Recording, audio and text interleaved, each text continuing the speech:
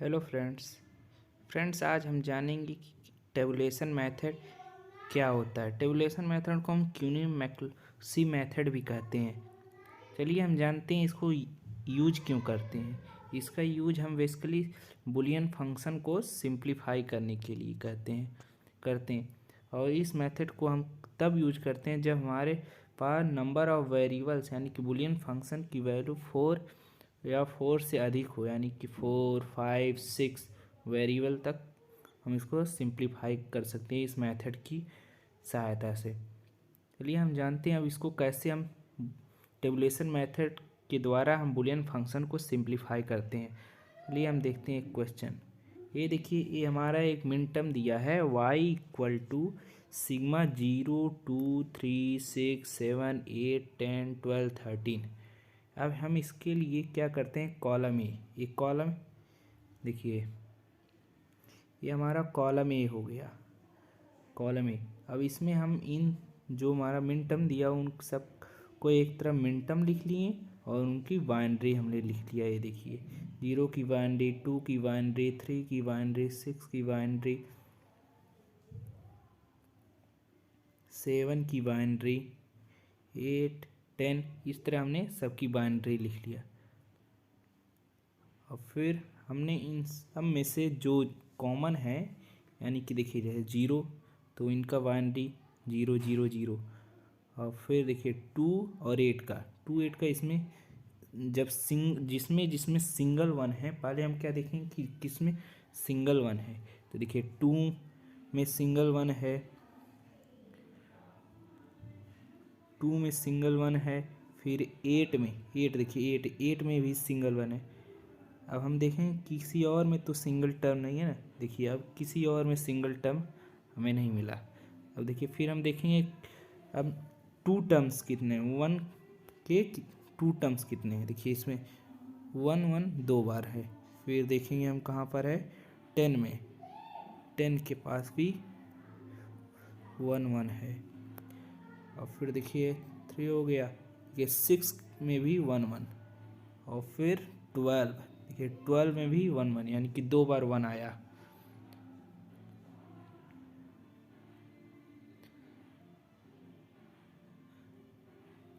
फिर देखते हैं हम 3 टर्म, यानी कि 1 की वैल्यू 3 टर्म के लिए देखते हैं। देखिए यहाँ पर 7 में 1, 1 3 बार आया, फिर 13 में भी 3 बार 1, 1 आया। इस तरह से हम इनको लिख लेते हैं।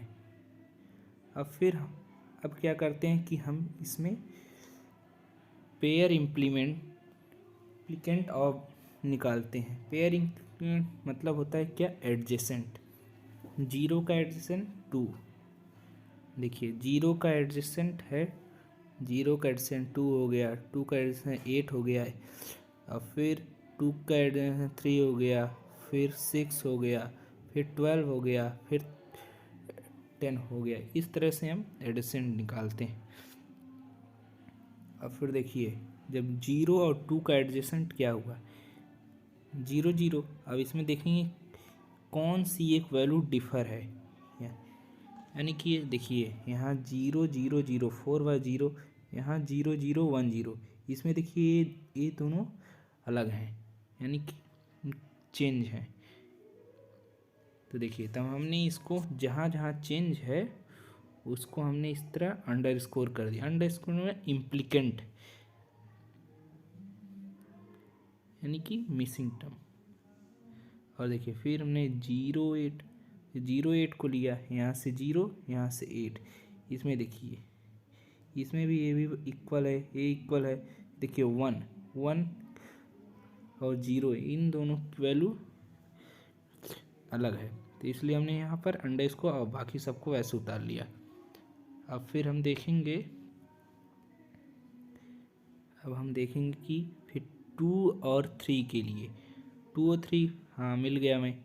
इसमें भी देखिए 1 टर्म, देखिए ये यहाँ से 0, यहाँ से 0, 0, 0, 1, 1 सेम है। लेकिन यहाँ पर और यहाँ पर 0, 1 यहाँ सेम नहीं है। जहाँ जहाँ सेम नहीं है वहाँ हम ऐसे अंडरस्कोर कर लेते हैं। अब फिर देखिए टू और सिक्स में देखेंगे, 2 और 6 तो देखिए यहाँ पर 0 0, देखिए 0 0, फिर 0 1, देखिए यहाँ पर डिफर है, यहाँ 1 1 सेम है, 0 0 यहाँ भी सेम है। तो हम जहाँ जहाँ सेम है उसको एडजेक्टिव ऐसे उतार लेंगे और जहाँ जहाँ डिफर है वहाँ ऐसे अंडर स्कोर कर देंगे। और फिर देखिए फिर 2 और 10, 2 और 10, देखिए यहाँ 0 है, यहाँ 1 है, यहाँ 0 0 1 1 0 0, देखिए यहाँ वैल्यू सेम है लेकिन यहाँ पर और यहाँ पर वैल्यू अलग अलग है। जहाँ जहाँ वैल्यू अलग है फिर से हम उसको क्या करते हैं, अंडर स्कोर करते हैं। देखिए हमने अंडर स्कोर के फिर सेम वैल्यू उतार दिया। अब देखिए 2 और 12 में, देखिए 2 और 12 में क्या है, एक से ज़्यादा वैल्यू डिफर कर रही हैं, इसलिए हम अभी इसको कंसिडर नहीं करेंगे। फिर हम चलते हैं 8 के लिए, 8 के एडजेसेंट को देखते हैं। 8 को एडजेसेंट देखिए 3 में भी नहीं मिल रहा है, 6 में भी नहीं है, 10 में है। देखिए 10 में देखिए 1 1 सेम है, 0 0 सेम है, यहाँ पे 0 1, देखिए यहाँ डिफर किया, यहाँ फिर से 0 0, जहाँ जहाँ देखिए 8 और 10 में देखिए 8 का और 10 का, देखिए यहाँ पर 0 1 तो सेम था, 0 भी सेम था, लेकिन यहाँ पर जो तीसरा टर्म था यहाँ पर डिफर कर रहा था, चौथा टर्म भी जहाँ डिफर करता हूँ वहाँ पर हम अंडर स्कोरिंग कर देते हैं।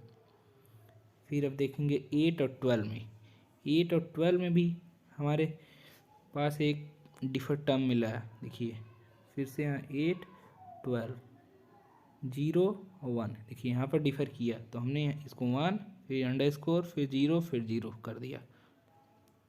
अब हम फिर से अब देखेंगे हम इसमें इसके एडिशन को, 3 के एडिशन, देखिए 3 का एडिशन कहीं दिख रहा है हमें, हाँ देखिए यहाँ पर 7, इसमें देखिए ए कॉमन है, ए कॉमन है, ए भी कॉमन है, नहीं है, ए कॉमन है, ए कॉमन है, ए कॉमन है, ए कॉमन है।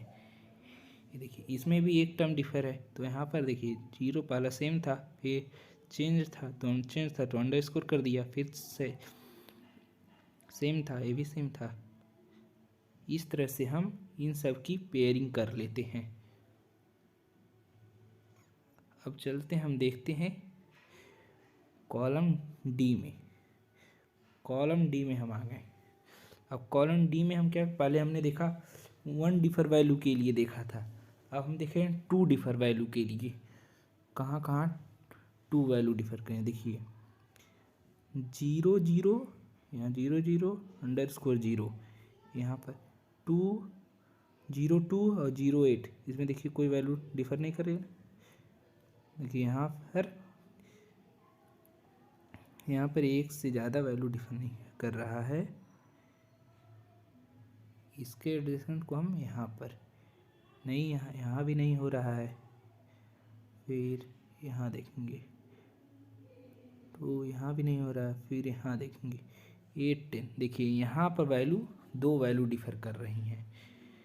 देखिए यहाँ पर 0 1 अलग है, फिर यहाँ पर सेम है, अंडर स्कोर सेम है, 0 0 सेम है, यहाँ पर 2 वैल्यू डिफर कर रही है ना, इसलिए इसका जो क्वाड इम्प्लीमेंट बनेगा वो यहाँ पर देखिए जहाँ जहाँ डिफर किया वहाँ अंडर स्कोर कर दिया हमने, फिर जो सेम था वहाँ 0 ही रहेगा, जहाँ जहाँ सेम है वो तो वैसे ही रहेगा। फिर से देखिए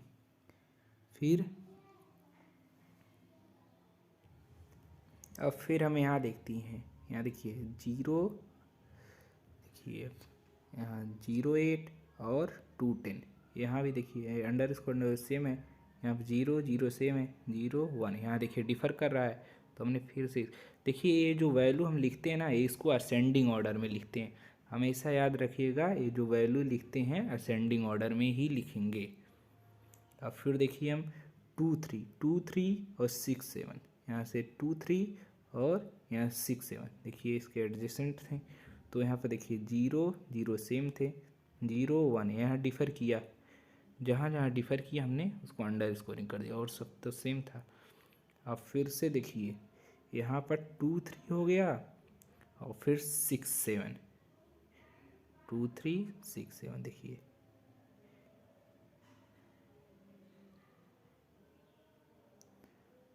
और फिर क्या हुआ हमारा 2 6, और देखते हैं कहाँ पर है 2 3,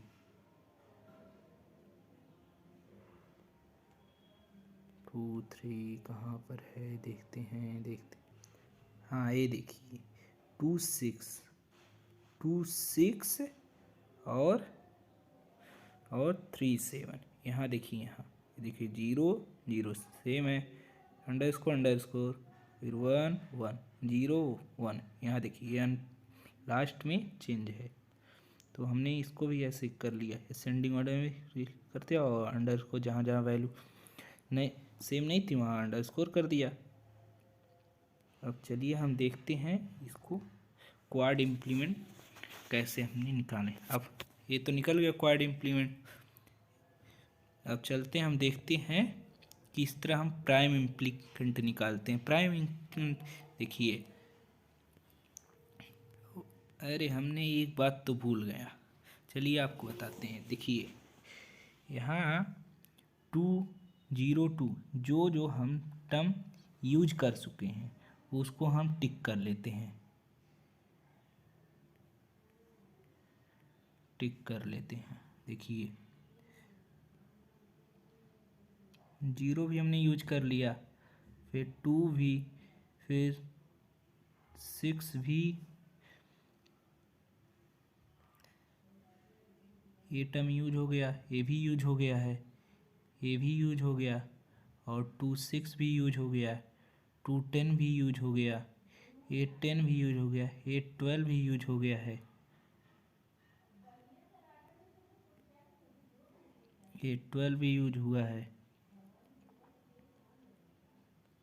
8 12 भी यूज हो गया, और फिर 3 7 भी यूज हुआ, और 6 7 बचा क्या 12 13। 12 13 का यूज अभी नहीं हुआ है, इसको हम प्राइम इम्प्लीकेंट के लिए लेते हैं। अब फिर चलिए हम देखते हैं इसमें। देखिए हमारा कौन कौन वैल्यू यूज हुआ था, 0 2 0 8 2 3 6 7 2 10 8 10 8 12 3 7 6 7। सॉरी देखिए ये हमारा 8 12 नहीं यूज हुआ है कहीं, देखिए 8 12 नहीं यूज हुआ, 3 7 यूज हुआ है, 6 7 और 12 8 और 12 यूज नहीं हुआ, और 12 13 यूज हुआ नहीं हुआ। ये हमारे क्या है प्राइम इम्प्लीकेंट हैं हो गए। और देखिए इसमें क्या क्या है, इसमें देखिए ये 2 बार है, तो इसको हम एक बार लिख लेंगे, सेम है। ये भी देखिए ये भी यूज हो गया है, इसको भी हम एक बार, तब ये देखिए ये हमारे प्राइम इम्प्लीकेंट हो गए। अब देखिए हम प्राइम इम्प्लीकेंट निकालते हैं। अब देखिए हमने प्राइम इम्प्लीकेंट जो जो यूज नहीं हुए थे हमने उसको एक जगह लिख लिया। देखिए ये देखिए ये इसका, अब इन सब की बाइनरी को हमने लिख लिया। अब ये है का, इसको इस तरह से हमने लिख लिया।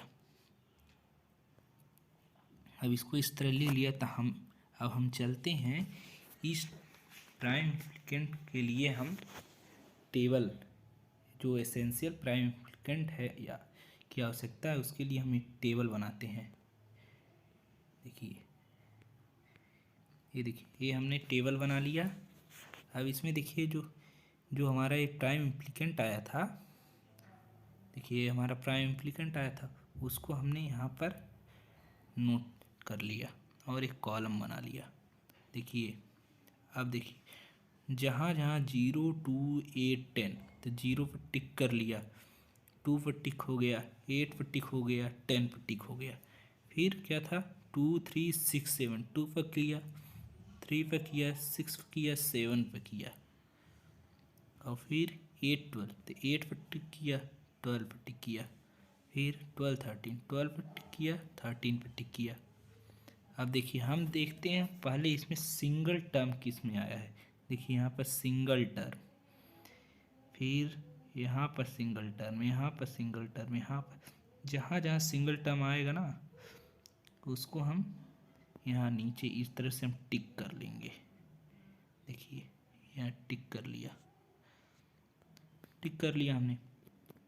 देखिए टिक हो गया है, ये टिक टिक, ये भी टिक हो गया।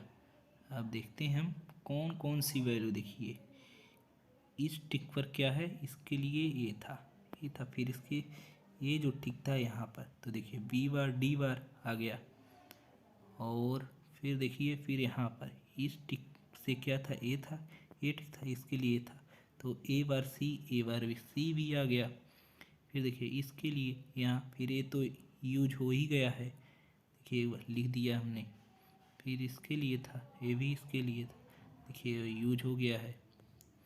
अब फिर यहाँ पर देखते हैं ये वाला टर्म यहाँ पर था, देखिए इसके लिए था, तो ये भी यहाँ पर यूज हो गया है। जो जो कॉमन टर्म है ना उसको एक ही बार हम लिखते हैं। अब फिर देखिए जो ये लास्ट वाला बचा है, ये लास्ट वाला देखिए अभी किसी में नहीं हुआ है, तो जो अभी हमारा बना है प्राइम इंक्रीमेंट, ये देखिए ये यहाँ था, फिर इसके ए बी सी बार, देखिए ए बी सी बार आ गया। इस तरह से इसके लिए भी हमने प्राइम इंप्लीकेंट निकाला। और देखिए अब जब हमारा ये जो आ जाएगा प्राइम इंप्लीकेंट, अब जो हमारा एसेंशियल प्राइम इंप्लीकेंट है वो आएगा हमारा F equal to B bar D. रुकिए, F equal to B bar D plus A bar C plus A B C bar, ये हमारा प्राइम इंप्लीकेंट हो गया। इस तरह से हम टेबुलेशन मेथड को सॉल्व, ये मेथड थोड़ा लेंदी भी है और इसकी वजह से हम किसी भी बूलियन फंक्शन को सॉल्व करें जो जिससे 4 से अधिक हों उस सॉल्व कर सकते हैं। इस तरह से हम टेबुलेशन मेथड को सॉल्व कर सकते हैं। Thank you for watching my video. अगर आपको वीडियो अच्छा लगता है तो आप हमारे वीडियो को लाइक शेयर करें और हमारे चैनल को सब्सक्राइब कर दें। Thank you.